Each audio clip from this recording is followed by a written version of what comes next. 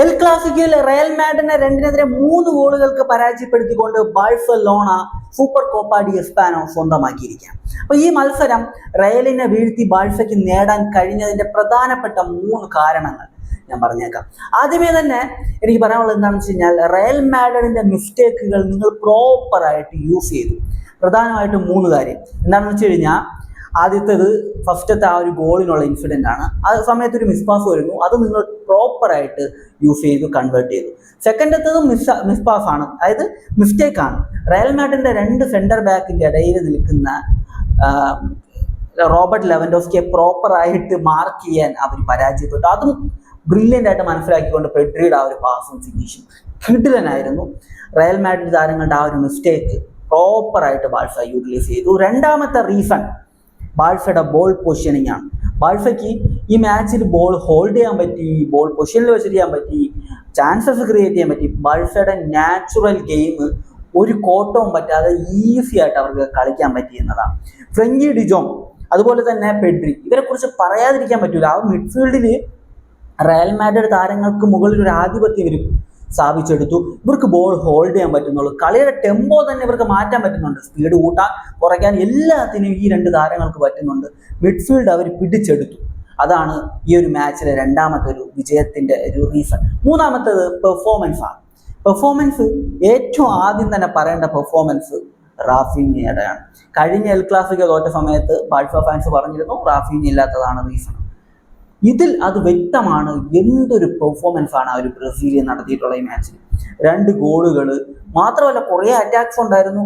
ആ യമാല് നൽകിയിട്ടുള്ള ഒരു ചാൻസ്, ഫസ്റ്റ് ടൈം ഷൂട്ട്, അതൊക്കെ നോർമലി റാഫീഞ്ഞ ഗോളാക്കുന്നതാണ്. ഞാനത് ഗോളായെന്ന് വിചാരിച്ചു, പക്ഷെ അത് മിസ്സായി. പക്ഷേ ഈ ഒരു മാച്ചിൽ എൻ്റയർലി മികച്ചൊരു പെർഫോമൻസ് റാഫീഞ്ഞയുടെ ഭാഗത്ത് കണ്ടു. യമാല് പറയാതിരിക്കാൻ പറ്റത്തില്ല. യമാൽ ഗോൾ അടിച്ചിട്ടില്ല, അസിസ്റ്റ് നൽകിയിട്ടില്ല, ഒന്നും ചെയ്തിട്ടില്ല. പക്ഷേ യമാൽ ഈ മാച്ചിൽ റയലിന് ഒരു ത്രെഡായിരുന്നു സത്യം പറഞ്ഞു കഴിഞ്ഞാൽ. ആ ഒരു റൈറ്റ് വിങ്ങിൽ യമാൽ 3-4 പേരെ ട്രിബിൾ ചെയ്യുന്നു. യമാൽ എന്തൊക്കെയോ ചെയ്യുന്നു. റയലിനെ അങ്ങ് മൊത്തത്തിൽ ഇല്ലാതാക്കി എന്നാണ് ഈ പറയാൻ. ആ രീതിയിലുള്ള ഒരു പെർഫോമൻസ് ആണ് യമാലിന്റെ ഭാഗത്ത് നിന്ന് നമ്മൾ കണ്ടിട്ടുള്ളത്. ലെവൻഡോസ്കി കഴിഞ്ഞ ആ ഒരു എൽ ക്ലാസിക്കയിൽ ഇല്ലായിരുന്നു. ലെവൻഡോസ്കിയുടെ അഭാവം കഴിഞ്ഞ മാച്ചിൽ നമ്മൾ കണ്ടിരുന്നു. കഴിഞ്ഞ എൽ ക്ലാസിക്കയിൽ ഈ മാച്ചിൽ തൻ്റെ എക്സ്പീരിയൻസ് എന്താണെന്ന് ലെവൻഡോസ്കി കാണിച്ചു തന്നു. മികച്ചൊരു മാച്ചൊന്നും അല്ലായിരുന്നു ലെവൻഡോസ്കിയെ സംബന്ധിച്ച്. എന്നാൽ പോലും ആ ഒരു കിട്ടിയ ഒരു അവസരം അത് ഗോളാക്കി.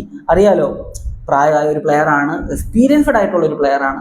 തൻ്റെ എക്സ്പീരിയൻസ് ആണ് അവിടെ മൊത്തത്തിൽ ലെവൻഡോസ്കി യൂസ് ചെയ്തിട്ടുള്ളത്. ആ 2 ഡിഫൻഡേഴ്സിനെയും മൊത്തത്തിൽ അവർ കൺഫ്യൂസായി. ആ ഒരു സെക്കൻഡ് അത് യൂസ് ചെയ്തിട്ട് ലെവൻഡോസ്കി സ്കോർ ചെയ്യുകയായിരുന്നു.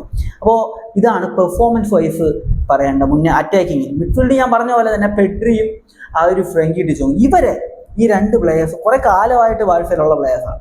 ഇവരെ പ്രോപ്പറായിട്ട് യൂസ് ചെയ്തിട്ടുള്ള, ഇത്രയും നന്നായിട്ട് യൂസ് ചെയ്തിട്ടുള്ള വേറൊരു കോച്ച് ഉണ്ടെന്ന് എനിക്ക് തോന്നുന്നില്ല. കാരണം നിങ്ങൾ തന്നെ ആലോചിച്ച് നോക്കിയാൽ 2 പേരും ആ ഒരു മിഡ്ഫീൽഡ് മൊത്തത്തിൽ ഡോമിനേറ്റ് ചെയ്യുകയാണ്. മറുഭാഗത്ത് ജൂഡ് ബെല്ലിംഗ്ഹാം ഉണ്ട്, കമവിംഗ ഉണ്ട്, ചോമേനി ഉണ്ട്, വാൽവർദെ ഉണ്ട്. ഇവരെല്ലാവരും മിഡ്ഫീൽഡേഴ്സാണ്. 4 മിഡ്ഫീൽഡേഴ്സ് അവിടെ ഉണ്ട്. അവരെ അങ്ങ് പിടിച്ചിരുത്തി. ആ 4 പേർക്കും അവിടെ വലിയ കാര്യമായിട്ടൊന്നും ചെയ്യാൻ പറ്റുന്നില്ല.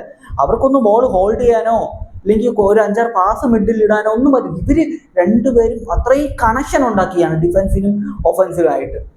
ബ്രില്യൻ്റ് ആയിട്ടുള്ള ഒരു പെർഫോമൻസ് ആണ് ഇവർ നടത്തിയിട്ടുള്ളത്. പിന്നെ എടുത്തു പറയേണ്ട പേരാണ് ജുവാൻ ഗാർസിയ. എൻ്റെ പൊന്നോ, 25 മില്യണിന് ആരും കാണാതെ എങ്ങനെ ഈ ഒരു പ്ലെയറിനെ തൂക്കിയിട്ട് വന്നു എനിക്ക് ഇപ്പോഴും മനസ്സിലാകുന്നില്ല. എങ്ങനെയാണ് നിങ്ങൾക്ക് അത് കഴിഞ്ഞതെന്നാണ് ഞാൻ ആലോചിക്കുന്നത്. കഴിഞ്ഞ സമ്മറിൽ കുറേ ടീമിന്, യൂറോപ്പിലെ ടോപ്പ് 5 ലീഗിൽ കുറേ ടീമിന് ഗോൾ കീപ്പേഴ്സിൻ്റെ ആവശ്യം ഉണ്ടായിരുന്നു. നല്ല ബഡ്ജറ്റ് അവർ കൊടുത്തിട്ടാണ് പലരും ഗോൾ കീപ്പേഴ്സിനെ എത്തിച്ചിട്ടുള്ളത്. ആ ഒരു സാഹചര്യത്തിൽ എങ്ങനെ ഇത് സാധിച്ചു എന്നാണ് ഞാൻ ആലോചിക്കുന്നത്. വെറും 25 മില്യൺ മാത്രം കൊടുത്തിട്ട്, അതും ഒരു റൈവൽ ക്ലബിൽ നിന്ന്, എസ്പാനുള്ള ഒരു റൈവൽ ക്ലബ്ബാണ്, അവരുടെ ഒരു അക്കാഡമി പ്ലെയറിനെ എടുക്കുക എന്ന് പറയുന്നത് ഒരു ബ്രില്യൻ മൂവ് ആണ്. ഒന്നും പറയാതെ ഇരിക്കാൻ പറ്റത്തില്ല. ഈ ഒരു മാച്ചിലായപ്പോൾ ഇഞ്ചുറി ടൈമിലൊക്കെ കിടിലനായിട്ടുള്ള സേവുകൾ ഉണ്ടായിരുന്നു. മികച്ചൊരു പെർഫോമൻസ്. 7 സേവാണ് ഈ മാച്ച് നടത്തിയിട്ടുള്ളത് ജുവാൻ ഗാർസിയ. 7 സേവ്, അതും ബോക്സിനകത്ത് 6. ഒരു 1.5 പെർഫോമൻസ് താരം ഈ മാച്ച് നടത്തിയിട്ടുണ്ട്. അപ്പോൾ ഇതാണ് എനിക്ക് ഈ മാച്ചിനെ കുറിച്ച് പറയാനുള്ള കാര്യങ്ങൾ. അതായത് ഈ മാച്ച് ബാഴ്സയുടെ ഒരു ഡോമിനൻസ് തന്നെയായിരുന്നു. ബാഴ്സയ്ക്ക് ബോൾ പൊസിഷൻ ഉണ്ടായിരുന്നു, ചാൻസസ് കുറേ ക്രിയേറ്റ് ചെയ്തു. ആകെ കൂടി ഉണ്ടായിരുന്ന പ്രശ്നം എന്താണെന്ന് വെച്ച് കഴിഞ്ഞാൽ വിനീഷ്യസിന്റെ ആ ഒരു ബ്രില്യൻ മൂവ് ബാഴ്സ ഡിഫൻസ് മൊത്തം ഡിസ്ട്രോയ് ആയിപ്പോയി. അത് മാത്രമല്ല, പിന്നെ ആ ഒരു അവസാനം ആ രണ്ടാമത്തെ ഗോൾ, അതായത് അത് നമുക്കൊന്നും പറയാൻ പറ്റത്തില്ല. ആ ഒരു ഫസ്റ്റ് ഹെഡർ തന്നെ ഗോളാകേണ്ടതായിരുന്നു. അത് പോസ്റ്റ് തട്ടി തിരിച്ചു വരുന്നു. അതിനുശേഷം അവിടെ റാഫീഞ്ഞാണെന്ന് തോന്നുന്നു നല്ലൊരു എഫേർട്ട് ഇട്ടിരുന്നു കേട്ടോ, ആ ഒരു ബോൾ ക്ലിയർ ചെയ്യാൻ വേണ്ടി. പിന്നീട് ജുവാൻ ഗാൽഫ ഇത് അവരുടെ കാഴ്ച, അതായത് റയൽ മാഡ്രിഡിന്റെ ഗോൺസാലോ ഗാൽഫയുടെ കാലുകളിലേക്കാണ് പോകുന്നത്. ഗോൺസാലോ ഗാൽഫ അതൊരു ലക്കിയാണ് സത്യം പറഞ്ഞു കഴിഞ്ഞാൽ. അത് ലക്കി ആയിട്ട് അവർ സ്കോർ ചെയ്തിട്ടുള്ള ഒരു ഗോളാണ്. അവരെ സംബന്ധിച്ച് റയൽ മാഡ്രിഡിനെ മൊത്തത്തിൽ തളർത്തി കളഞ്ഞു ബാഴ്സ. അവർക്ക് ഒരു രീതിയിലും ഒരു അറ്റാക്ക് ചെയ്യാൻ പറ്റുന്നില്ലായിരുന്നു. ഫസ്റ്റത്തെ ഗോൾ വന്നിട്ടുള്ളത് ഒരു വിനീഷ്യസിന്റെ ബ്രില്യൻസ് ആണ്. സെക്കൻഡത്തെ ഗോൾ എന്ന് പറയുന്നത് അതൊരു സെറ്റ് പീസ് ആണ്, കോർണർ. ഇതല്ലാതെ വേറെ ഒരു പ്രോപ്പർ വേയിലൂടെ അവർക്ക് ആ ഒരു ചാൻസസ് ക്രിയേറ്റ് ചെയ്തെടുക്കാനൊന്നും കഴിഞ്ഞിട്ടില്ല ഈ മാച്ച്. ബാഴ്സ കോച്ചായിട്ടുള്ള ഹാൻസി ഫ്ലിക്ക് അങ്ങേരുടെ ടാക്ടിക്സ് ആണ് സത്യം പറഞ്ഞു കഴിഞ്ഞാൽ വർക്കായത്.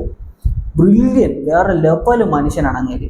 അങ്ങേരെ കഴിഞ്ഞ സീസണിലെ അറിയില്ല, കാർലോ ആഞ്ചലോട്ടിക്ക് മുട്ടി നിൽക്കാൻ പറ്റാത്ത രീതിയിൽ 4 തവണ പൊട്ടിച്ചു കളഞ്ഞു. 4 തവണ. ഇപ്രാവശ്യം ഇതാ കഴിഞ്ഞ മാച്ചിൽ ഇല്ലായിരുന്നു, കഴിഞ്ഞ മാച്ചിൽ സൈഡ് ബെഞ്ച് ഇല്ലായിരുന്നു, റെഡ് കാർഡ് വന്നത് കാരണം സസ്പെൻഷനിലായിരുന്നു. ഈ മാച്ചിൽ ആള് സൈഡിലുണ്ടായിരുന്നു, കളി തൂക്കി, കപ്പും തൂക്കി. അപ്പൊ ഈ മാച്ചിനെ കുറിച്ചുള്ള നിങ്ങളുടെ ഒപ്പീനിയൻ കമന്റ് ബിലോ. മറ്റൊരു വീഡിയോ കാണുന്നതായിരിക്കും. ബൈ ബൈ വിത്ത് ഫുട്ടേൽ.